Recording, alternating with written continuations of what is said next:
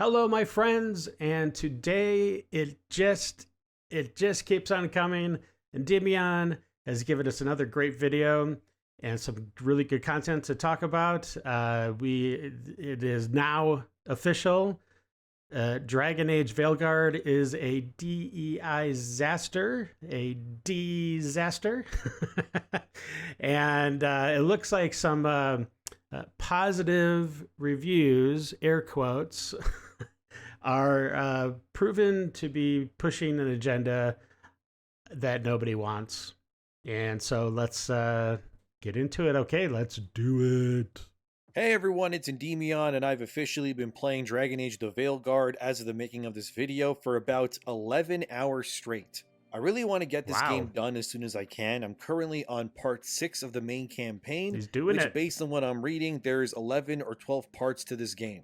Nothing substantial has happened besides the first opening 20 minutes, and no, I'm not kidding. So I figured I'd tell you what I've played so far and what the game is actually like, and then we'll move on to news like players already leaving the game behind, political activists ruining language in the name of wokeness, ideology being pushed, and deceptive journalist types being exposed. Wow. So to start, I played the game. The first 20 minutes, which you've seen in previews, is easily the most exciting part of the game, because you're actually chasing after Solas, who is the sole reason why this game is hyped up for Dragon Age fans in the first place. Right. Players know who Solas is, yet instead what ends up happening is you break a statue during his ritual, which you've seen in previews as well. Solas then tries to push it back, the ritual goes haywire, and Solas gets trapped in the Fade, and instead now 2 old elf gods get released to wreak havoc on the world.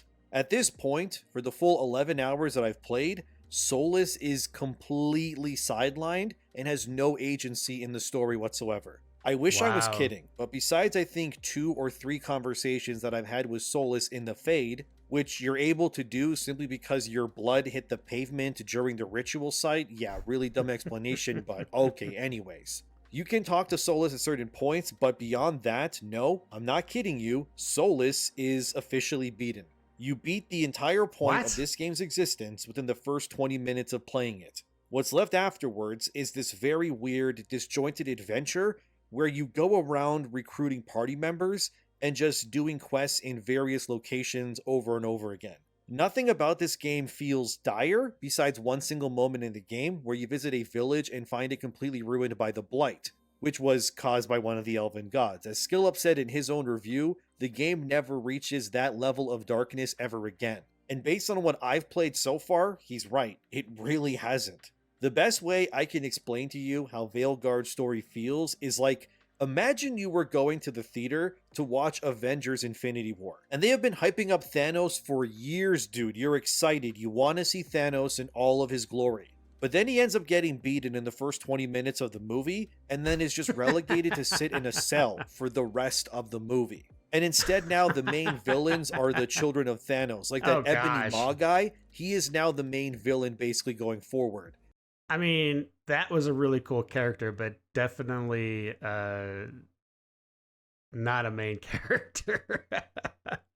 Oh, that'd be horrible. That's Veilguard. The entire story and pacing, it feels like a mistake on BioWare's part from the get-go. Especially considering that in this game you play as Rook, who is literally just some guy that Varric picked up during a job prior to the game's events. Apparently, Rook and Varric have been chasing Solas for about a year until you get to play the game in the beginning. Rook is the main character simply because you are considered a wild card, so to speak. Someone that Solas doesn't know, therefore he can't anticipate what you're going to do against him, even though he admits when you meet him in the game that he knew you were chasing him this entire time, and he found out everything about you anyways. Again, Solas is the Thanos to the Inquisitor from Inquisition's Iron Man, so to speak. Wow. But imagine instead of Iron Man fighting Thanos in Infinity War or Endgame, it's like you're playing Drax or Star-Lord instead. That's who you're playing here in terms of importance to the story and these characters. That may actually be giving the game too much credit. You're more like Mantis or Wong from Doctor Strange, I guess, in terms of who Thanos would even know, or Solas in this instance. Honestly, the entire game should have just been you as the Inquisitor again. It would immediately make everything that's going on 10 times better. The fact that it's not the Inquisitor chasing Solas, and they didn't make Solas the main true villain here, It is such a missed opportunity, it's honestly more pathetic than it is disappointing. Rook just doesn't make any sense. And then the Elven gods, I couldn't really tell you because besides one cutscene where each god says one line of dialogue, while looking through some magical portal as they stare at the party, I have never even seen them once since then. I've also noticed that every single villain in every mission that I've done pretty much unanimously has always been white men as well. Anytime someone is shown to be the villain of a mission or side, I guess Solus was a little too white for him to stick around in the game. Now, if Solus was, I don't know, non-binary or something, maybe he had a more prominent position throughout the game. But sorry, I guess he had too much white privilege going on. Mission, you can pretty much bet your sweet butt cheeks that it's going to be an incompetent white guy, while a bunch of diverse people just kind of stand around yelling at the white person for being a bad guy once they're caught. Like that blighted village I talked about earlier, they got sold out by their mayor because the elven gods promised that mayor golden return. And yeah, he's a white guy, big surprise, and everyone on your team wants you to leave this guy to die. And I'm trying my damnness to play Veilguard like a renegade in Mass Effect, so I told my companions to just shut up, and then I just saved the guy because I wanted to. There was also another mission, which was apparently a main mission, which I couldn't tell because it looked like every other mission in the game. But anyway, you're in Mithrathis with Nev, Gallus, and you're chasing down a Venatori mage who's just doing, typical evil things. And the mission ends up being that a skinny, pathetic, you guessed it, white boy was the villain all along, and then he gets away with it because his dad is rich. And even the captain of the guard who's protecting that rich white boy is also a white guy too, who later on you also find dirt on, proving that, you guessed it again, is corrupt and evil, and is also working with the Venatori because they're all white guys. Yes. There's even a faction quest in Antiva where you have to infiltrate this Kunari stronghold, which is actually a pretty decent mission with a pretty cool boss at the end, to be honest. But once you get back to the Crows' base, the governor there says the Crows need to not get involved, although they'll just cause more damage. And he is also, you guessed it, a white guy, as diverse people just stare at him angrily, as you see on screen here, and then tell him to know his place until he leaves. It's so blatantly obvious that it's more pathetic than anything else. This game, just so far, it just hates white men completely. Which makes it all the more funny considering that my Rook is a white guy that's saving all of them too. I think I've heard mention of one female villain for the character Lucanus, and I think their name was Zara, if I remember hearing it correctly, but I haven't met her yet. But besides that one character, all the other side bad guys are men, and they all seem to either be white men or faceless, forgettable Kunari that you just kill and then forget about. The more and more I hear about this game, it's a train wreck, and it just sounds like it's straight up trash. It's garbage. Oh man, I don't know. I don't get it. If you couldn't already tell, the agenda here is very clear. For the first few hours too, the only companions available to you are pretty much all women as well. It's not until you get Lucanus you get an actual male teammate, but he's more effeminate too, to be honest. I feel like I'm in a game with negative masculine presence, if that makes any sense. Going from playing Space Marine 2 to Veilguard is like eating a 10-ounce steak with fries and a nice drink to a vegan burger with a latte. It's the only way that I can explain it to you. In terms of exploration, it kind of varies and depends. The best location, in my opinion so far, is the Crossroads, because it's this sprawling landmass within the Fade, the realm of dreams and magic. And it splinters, and it has actual exploration that's akin to Inquisition, with missions and secrets to find and puzzles to solve for items and whatever else. I actually like this area. I just wish the whole game was like the Crossroads, but it isn't. But I will say credit where it's due. I do find the Minrathis and Treviso city maps to have quite a bit to discover too, especially Treviso. Lots of places to find stuff, run around, climb on. I genuinely like how they designed Treviso, especially here.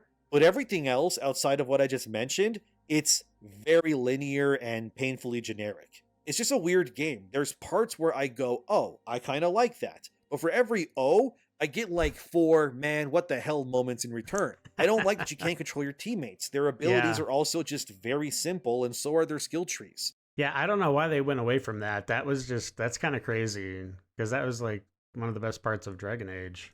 Your companions also can't die in combat because they have no health bars, which is also weird. So whenever they actually get some equipment, it's just to buff their damage or their cooldowns pretty much. As for Rook, you get a decent amount of customization, so credit where it is due at least, but I do appreciate that the skill tree at least allows the warrior class anyway, which is what I'm playing, to do some sort of cool stuff. I don't have a specialization yet on level 15. I believe as of my last play session, they unlock at level 20. But I'm thinking that I will probably go Reaper because you get to kill stuff with a Ghost Death Scythe, and then, you steal HP when you attack. And it's also shield based, so it's kind of like a Dark Knight in Final Fantasy, I guess. Oh yeah, and every class like Warrior, Mage, and Rogue, they have 2 weapon types that you can switch between. I like this idea as well. I think it's good. So like I said, I'm being fair with the game. I'm giving... Okay, so there's some good things about the game. Sure. Okay. That's good. That's good. I mean, it's not a complete failure. Giving it kudos where I genuinely feel that it's rewarded. The combat is not as bad as some reviews made it out to be, but yes, it is very button mashy and repetitive. But I don't hate the combat. At least as a warrior, it's somewhat fun at times to parry enemies and Captain America throw my shield into them, I guess, but does the combat evolve in any meaningful way? No. Then you have the companions, which are a mixed bag so far for me, and I don't really feel connected to any of them. Yeah. Nev is basically Yennefer from The Witcher, but not nearly as cool. Balara, I am going to guess, will probably win Performance of the Year at the Game Awards, because she's all bubbly and happy, and her design is very diverse. Her actual character, though, it's fine at best. Lucanus is honestly also kind of forgettable too, and he looks all edgy, but deep down, he just feels like he's being restricted by the HR writing that is engulfing this game. And then, of course, you have Harding from Inquisition. She's fine, but nothing special, and that's all I have for teammate-wise anyway so far. But I'm not really attached to anybody in any way like I was to, say, and that's really sad that he's been playing 11 hours and he doesn't feel attached to his teammates. That's a definite... I don't know. I mean, that the writers missed the mark on that one. So, or maybe they were forced to miss the mark. I don't know. Sandra in Inquisition or Morrigan in Origins and then some. The game to me, it just feels like the most in comparison to Dragon Age 2, to other games in the series, I guess. And I mean in the sense that Dragon Age 2 felt very disjointed and paced very weirdly, and yeah, that's how Veilguard feels like to a T. Inquisition, that game actually felt like it knew what it wanted to be and it honed in on its strengths. It had weaknesses, but credit where it's due. But Veilguard feels like it was clearly intended to be something else, but then got transformed midway through development into what it is now. I mean, Rook alone being this kind of archetype bandit-like character, yeah, they obviously reused this from when this game was a multiplayer game. Also, I don't hate the art style as much as other people, I guess, when I play the game. However, I do find that the monster designs in this game, they are dog water. There is no way of going around it or defending it. You can't. Character-wise, it varies. I'm fine with some of them. Some of them kind of like, you look really weird and gross. Although I hope if Dragon Age ever does get another game, that they make it more like Inquisition, but they can keep a little bit of that animated style, and then it shouldn't be too bad. But like I said, the enemies, on the other hand, yeah, no. I mean, especially the monsters. Like the Darkspawn, they look horrendous. They stick out looking like Fortnite clone enemies. I don't know, man. This whole game is so jarring for a longtime fan of this series, as you can see. Every time I feel myself slightly getting sucked into the world, I get pulled out because the game evidently hates white men exclusively and has mostly women only in positions of power pretty much. Even when a guy is in a position of power, he has to share it with a woman, like the Crows, for example. All the companions so far, they feel forgettable. Combat is a seesaw of, this is a little bit fun at times, but it's also very mindless. And I just wish that this was more like Origins or Inquisition, to be honest with you. The world is a mixed bag. The pacing is awful. The game is not nearly dark enough either. And it completely wastes its potential with Solus, and instead gives you 2 Corypheus-like villains that are basically mustache-twirling parodies of themselves. If I had to rate the game, I would give it like a 5, maybe a 6. But when things are better, like very rarely, I would like start going a little bit to a 7, but unfortunately every time stupid stuff happens, which is pretty often, it just falls back to like a 5 again for me. This is not the best Dragon Age, not even close so far, but I think if you really want to play it, I would honestly wait for a deep sale at least. Just know that the game is a woke activist dream, so let's get into the news now that my impressions here are done for now. Firstly, the game debuted at around 70,000 players on Steam. It then Wow. dropped around 55,000 that same night, which is not a good sign. No. Although it has picked up again to around 68,000 again as of the making of this video. I don't know Okay. if Veilguard will bomb per se, maybe, but we don't know. It's still too early to tell. Especially considering outside of Steam, we don't have concrete numbers on like PlayStation and Xbox. But based on what I was told, the overall pre-order numbers for this game were definitely Yeah. less than 1 million, in case you Yeah. want to know.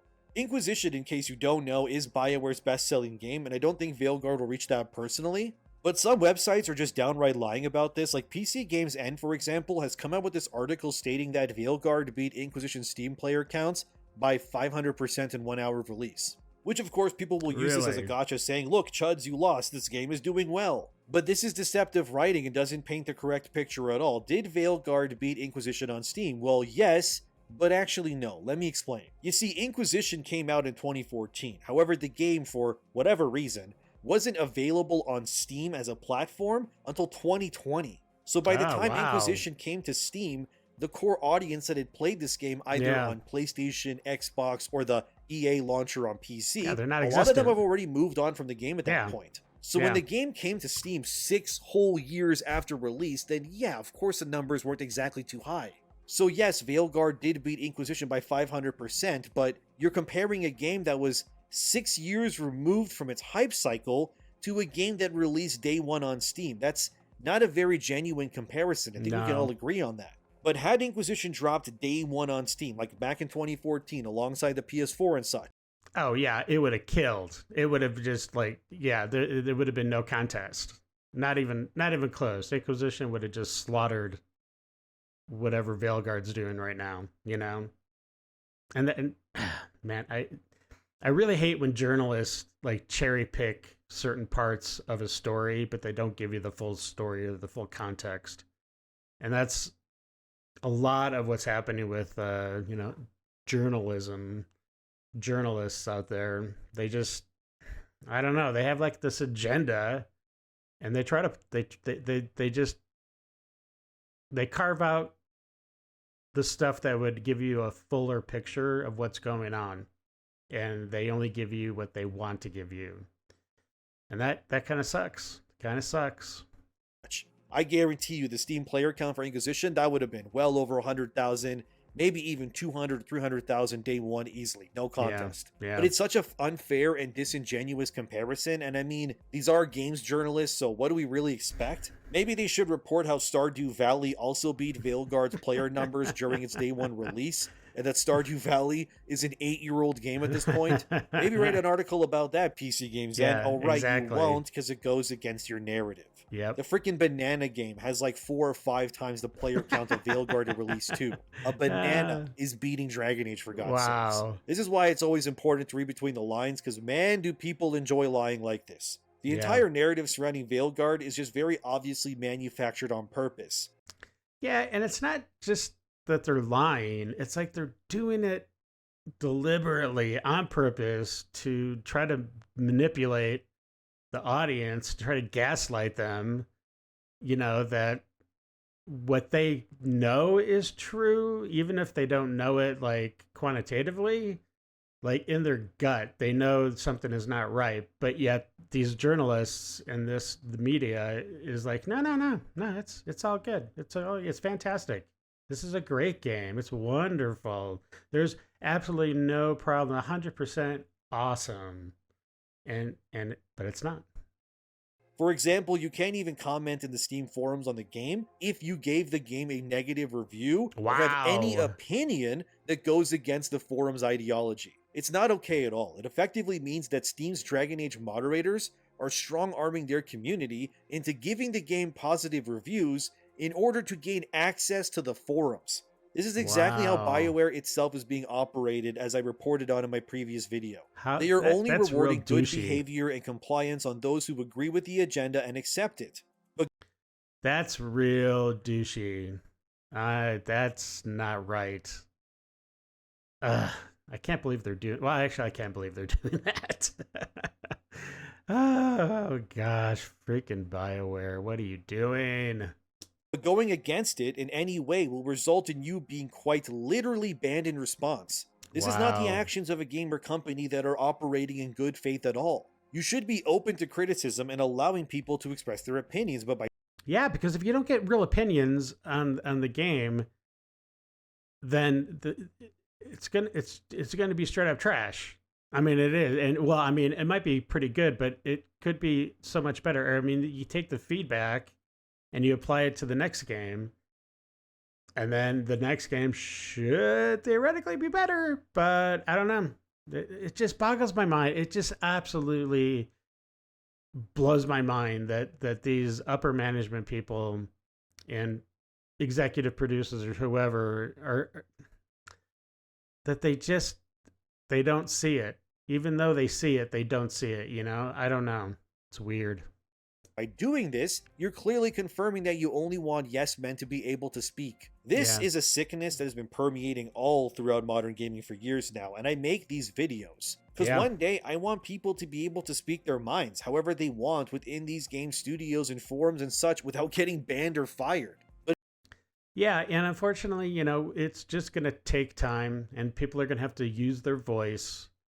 And unfortunately, I'm not going to say banning anything, but use their wallet, right? I mean, if they're pushing an agenda via the game, then don't buy the game if you don't agree with the agenda. You know what I'm saying?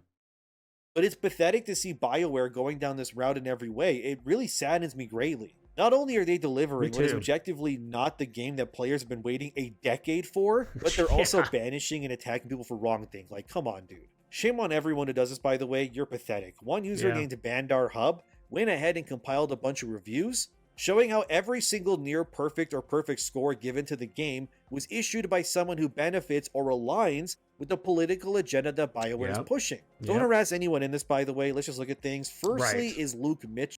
And I really like that Endymion makes sure to say, don't harass these people because that's not the right route to go.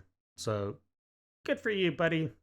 Of Checkpoint Gaming, one of the perfect scores given to Dragon Age. Of course, he identifies Perfect as an score. ally of the LGBTQ+, and said things like, the impact Yeah. that Dragon Age Inquisition had on the video games industry is still being felt to this day, particularly for anybody in the queer community. In 2014, BioWare created what many consider at a time a high point. A special shout out needs to happen here as Dragon Age has once again done an excellent job when it comes to inclusivity and diversity, sexuality, and gender. Again, I won't go Wow. too much details as Because that is the key elements of making a great game. Screw story, screw character development, screw world building. You gotta know who's sleeping with who. many of this stuff is truly stellar and best left unsaid, but as a simple example, playing as a male identifying protagonist, I was able to flirt with whomever I wanted. I didn't always go to plan, but I had options across the board if I wanted to be gay AF. Meticulously making their interpretations of the perfect fantastical hero, then some early narrative beats went even deeper and more personal, allowing queer gamers to really play as themselves or who they see themselves as. That's all I'll say, but I can't wait to see the LGBTQIA+, my god, community discover these well-implemented, thoughtful additions. Dragon Age Inquisition has for a long time been repeatedly mentioned as a key moment in gaming history when it comes to representation, and the Veilguard is set to be another milestone.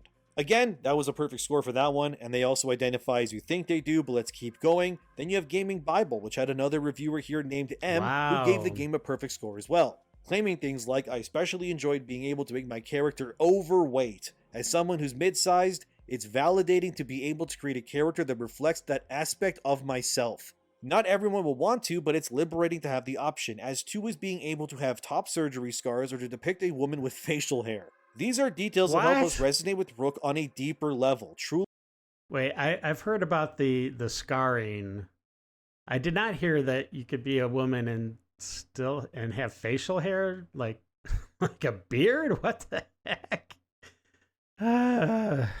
allowing for the immersion RPGs are so famed for.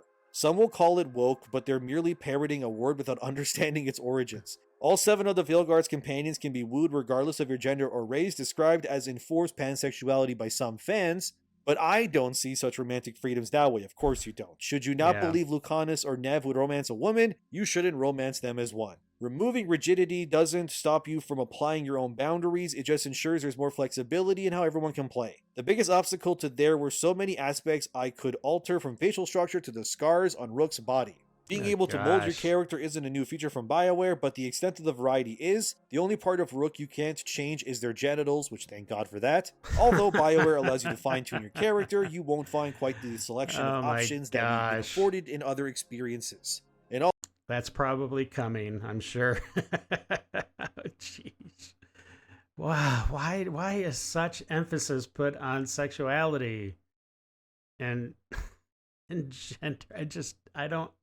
I'm sorry, but I don't get it. I don't understand this thinking. In all honesty, I don't think you're going to miss it, save or losing out on the novelty factor. This person clearly gave the game a perfect score because of the identity stuff. It's so obvious that it's painful. How a game that fumbles its entire story point in the first 20 minutes and has terrible pacing manages a perfect score can only be surmised by someone who is doing this for agenda's sake only. And somebody that probably didn't even play 10 minutes of the game, not even 5 minutes of the game, and probably doesn't play games really at all. So I don't know. They probably just watched some videos and who knows. The fact representation was not enough for Gaming Bible, but more was required for a perfect score, that kind of tells you everything that you need to know here. There's also Eurogamer, another perfect score that skips right around everything but lands on its inclusive, therefore 10 out of 10. Also, the Eurogamer reviewer admitted in their review that they ended up with Tosh, the non-binary Kunari, as their romantic companion. Which is not the flex you think it is, but alright then. Again, there's so many of these reviews too. I could read you all of them, but I won't. 92. And they all gave the game high scores, not because of gameplay or story, but simply because they all pandered to what these people wanted in the game. Why this is concerning is because we have now seen 2 years in a row where games are being rewarded high scores due to the push of inclusivity. Baldur's Gate 3 was one of those games, but it smartly dances around the inclusivity by making it a choice and not being forced on the player. However, in Veilguard's case, that is not the same at all. You're beaten over the head with this stuff at times, and it's sad to see. Forbes actually had an article recently titled Dragon Age the Veilguard's clumsy, preachy political messaging does more harm than good. Yeah. Again, this journalist here, Eric Kane, who tends to have more level-headed takes than, say, Paul Tassi over there, is a good example of this. Eric explains in his article that the Veilguard isn't even a bad game, it's even fun at times and there's moments of genuine joy to be had, but that it's all undermined and wasted by the developer's constant need for the pandering and politics to take center stage. Yep. Here's some of what Eric said via his article, and I quote, "The best way to convince someone of your own point of view is generally not to bash them over the head with a cudgel, though that seems to be the preferred approach in modern political discourse and alas in entertainment. The culture being what it is has lost all sense of subtlety. In far too many films, TV shows, and video games, we see a heavy-handed top-down approach to the issues of today. It's a real shame that the developers at BioWare decided to go this route in Dragon Age the Veilguard. It will undoubtedly turn many gamers off entirely, not necessarily because they're unsympathetic to trans rights, but because they're tired of being preached at. In one of the scenes in question, one character misgenders another. To atone for this sin, she does a set of push-ups and then lectures the other characters on how to properly apologize. The term non-binary is thrown around, despite this being a word that very few people had even heard of when Dragon Age Inquisition came out a decade ago. Yeah, that scene he was talking about was super cringe. I mean, they just went on and on about how it's a horrible thing to misgender somebody. Let alone in a fantasy setting divorced entirely from the real world. This is immersion breaking. Frankly, it's written so poorly that it comes across as self-parody. The character's performative apology is shallow and empty, as all performative apologies are. In my experience, a simple and genuine sorry is better than making a big show of it and then bragging about how much better your apology is." End quote. Eric's right. These days, all it takes is one fumble to really set the entire ship completely off course, and that's what BioWare has done here. The scene that they're talking about, I can't really share it online because BioWare, for whatever reason, finds it as grounds to strike your video down, which is pathetic, by the way, since the scene is literally in the game, but you can definitely find it on Twitter and such. It's the one with Isabella from Dragon Age 2 having a monologue about diversity and pronouns alongside Tosh, the non-binary Kunari companion. And Eric's right. It all feels immersion breaking, and that's the point. These sorts of things do not belong within these games because Dragon Age is not and should not be representative of the real world. But it is in. Yeah, because these type of games, I mean, all games, it's a form of escapism, and you don't want to escape to something that pulls you out of it. You know what I'm saying? And this kind of stuff definitely will pull you out of the immersion of the game. And that sucks because then you got to trudge through that just to get back into, the good stuff. And there's no place for that. Come on, Dragon Age, you can do better. Instead, before elves were mostly fair-skinned people in previous games, yet in Veilguard, you'll run into Asian and black elves too, even though they pretty much never existed in previous games until right now all of a sudden. This constant need for the real world to exist within the fantasy is why people are pushing back so hard. Because this stuff has no place in these games. Look, identifying yourself as a woman while being a man in a game is one thing, because again, that's not the player's choice in the beginning of the game. But like I said previously, the reason why Baldur's Gate 3 was as successful as it was, and still is by the way, since Steam's numbers alone, PG-3 is in the same ballpark as Veilguard a full year after release, is because they left this sort of pandering to you as the player to decide how much of it or how little you wanted to see in the game. I would have had no problem with Tosh being non-binary if there was a choice that the player could use to convince Tosh that being non-binary is nonsense. This way, as any good player choice game would, it would allow the player to decide what Tosh ultimately sees herself as in their playthrough. So if you want to double down with her delusion and support it, you can, but if you don't want to support it, you don't have to. Unfortunately, in Veilguard, there is very little options to actually be who you want to be in this game when it actually comes to your choices. And that would definitely take a lot more time to write all those options out. But yeah, I totally agree. Those options should be there so that if you don't want to hear all the political mumbo jumbo diversity crap, then you don't need to. But if you're into all that stuff, whatever, teach their own. But don't force it down my throat. If you want to chug that stuff down, fine. Go for it. Do it all you want, but leave me out of it. Let me have just like a normal playthrough. I totally agree. Sure, you can have top surgery scars or put a beard on a woman, or be whatever the hell Heels versus Babyface made his Rook into, what you're seeing on screen here, because my god, what a specimen that is to look at. But the problem here is that for a game that supposedly allows you to have choices in what happens, the actual choices don't seem to matter at all, because you can barely even be mean, let alone decide how people see themselves. True inclusivity would have been to give the player the ability to tell Tash, hey, you're a woman, and that's okay. There's nothing wrong with being born a woman or a man, but you don't need to go down this route of claiming you're neither because you're confused. Allowing Tash to reach a point where she eventually comes to terms with herself and accepts who she is, that would be true player choice from a gameplay perspective. And choice is king. I mean, that's like the first thing you learn as a designer, is that you have to at least give the perception of choice, even if it's not true choice. I mean, because, there are tips and tricks and stuff like that to lead a player where, even if it's like more open world, to lead the player to where they need to be to get the progression of the game going. So, but if the player thinks they have a choice in something, it makes their gameplay way more satisfying and enjoyable. And so I'm right on board. I'm on board that choice is good. Choice is king. Hey, we're playing a video game here, not watching a movie or TV show. However, if this choice was available, we all know that those same review scores and their writers that I showed before would instead dock the game points simply because they don't feel like their lifestyle choices are now being seen or respected the way they want it to be in the game to a T. And this is the problem here. That BioWare has instead decided to pander to games journalists who don't buy their games, because you gave them codes for free instead of the millions of eager players out here who actually would support you if you didn't treat them like afterthoughts in the discussion. You can't say your game is player choice if you can't decide things like helping a companion come to terms with what is objectively a core issue in their character arc. In Baldur's Gate 3, for example, you can kill any of your companions. You can have them die by a trap or like a battle, and then you can just like leave their body there and just move on with the game. That's real player choice, my friends. You can have moments where Lae'zel and Shadowheart are at each other's throats, and then you can decide and help them come to terms that they need to accept each other's opinions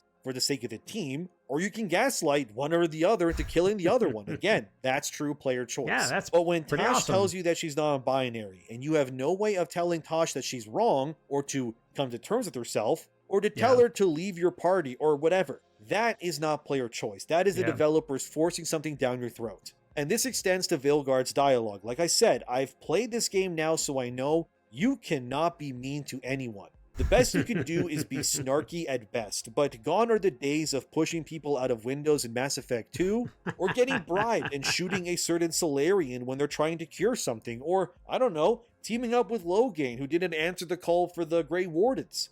What is the point of your player choice game if the player's choices do not matter at all besides who they can sleep with? In Baldur's Gate 3, if you want, you can become completely evil and literally end the world. Is it breaking canon? Wow. Absolutely. Yeah. But it's a video game where you can have different endings and decide based on your choices what happens. Veilguard is more like an HR training course that has been wrapped up in an okay at best action-adventure game.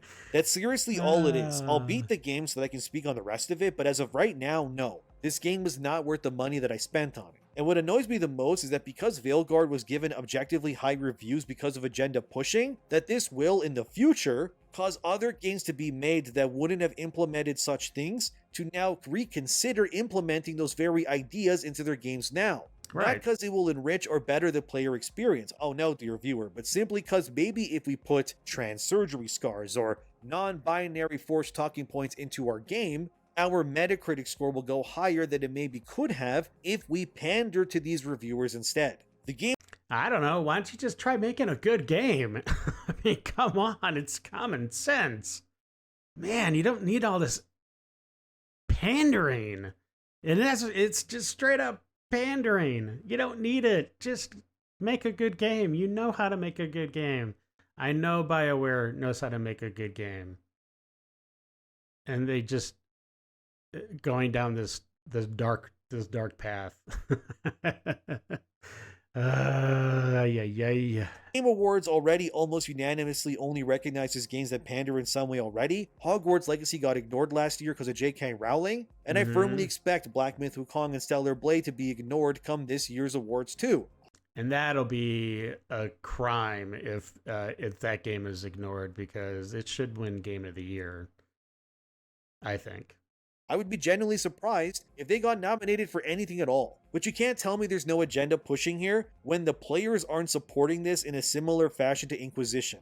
Everyone who didn't get an early review code is telling you that it's a 6 or a 5 out of 10 game at best. That the pandering is not rejectable based on player choice in a franchise that markets itself on the concept to begin with. And you can't tell me none of this is coincidence, considering this keeps on happening time and again like this. Like, one user came out to expose that the German language in Veilguard is completely disrespected and butchered in order to make way for Californian dialect instead. I'll read you this. It's from the Steam forums and a user named MFBigKid who said, "If you thought the English version was bad, look at what they did to the German version of this game. So the English version uses inclusive language like they, them, right? Well, that's nothing compared to what they did to the German localized version of the game." In this forum post, the project manager for all localization brags about how he and his team applied fully gendered German language to the game, both in written and spoken text. What this means, let me explain. There is no singular they in German.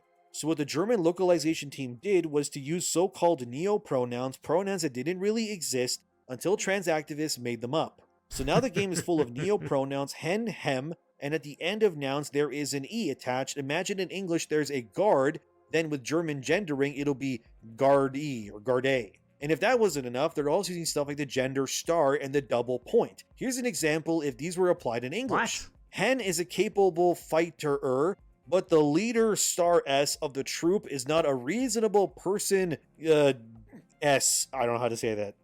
My bad. No option to turn this off. $100 million project self-sabotage by political activism.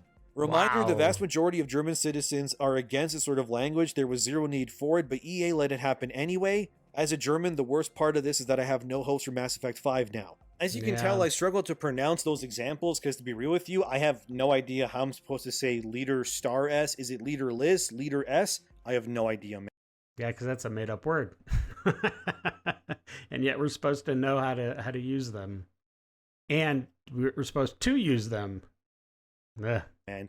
But it's clear that none of this existed until mere years ago. But it proves Yeah. the point that I'm making here. They're putting modern day nonsense in a game that doesn't even know what the internet is or anything else. So every time you inject your current day into games that are very clearly not current day, it leads to a bad time. I haven't met Tash yet in the game, but I'm keen to see if I can at least argue with her or they or whatever about their binariness. But so far, this is not the game that Dragon Age fans are looking for. I waited They 10 or years to whatever. beat Solus and ended up doing it in 20 minutes. And now I'm running gosh, errands with an that's sick. Indian woman who has a peg leg and an Asian elf girl who is a What? living embodiment of the sound ooh-woo. You should have been able to play the Inquisitor in this game, and by the way, I can't even make my Inquisitor in this game faithfully either. Here's my Inquisitor from Inquisition, and here's my Inquisitor in Veilguard. They look nothing alike, I know, because it's Yeah. impossible to recreate what I had back then. There isn't even a base body option for male Inquisitor that is a white guy. It's either black or Asian guy only, so my Inquisitor is now slightly Asian because Veilguard won't let me make him a white guy. And the game also Wow. auto-selects female Inquisitor when you get the prompt, which means BioWare obviously believes that the female counterparts are always the canon versions. It's also tiring, man. This game could have been amazing. They could have made a dark fantasy true return to form to what Origins was and make Yeah. us chase Solus across Thetis as he attempts to tear open the veil and usher in the Dreadwolf's reign. That'd be But instead, amazing. BioWare was obviously too afraid to upset Solus shippers and went the, oh, he's not that bad of a bad guy trope instead. Now he's sitting in detention for the rest of the game, while you go fight two objectively far less interesting villains instead. I would say this game is a disappointment, but it would be a disappointment to disappointments. This is so far a massive waste of potential on BioWare's part, and I think in a year's time, many players will look back on Veilguard for the waste of potential that it is. But Wow. hey, at least you got to use pronouns, I guess. Thank you for watching, subscribe, thanks to my supporters. I'll have more videos on this because so much is unfolding, and I'll see you soon. Wow. Yeah. I mean, it is just, it's like Fast and Furious, the news that we're getting about these games. So I will keep bringing them to you. And again, thank you to Endymion for the great work that he does.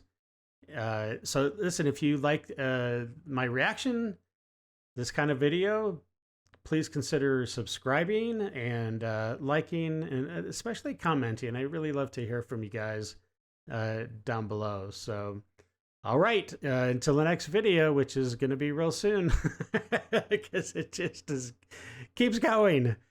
All right, till the next video, stay safe, have a great day, love you guys, and we'll see you later. All right, bye.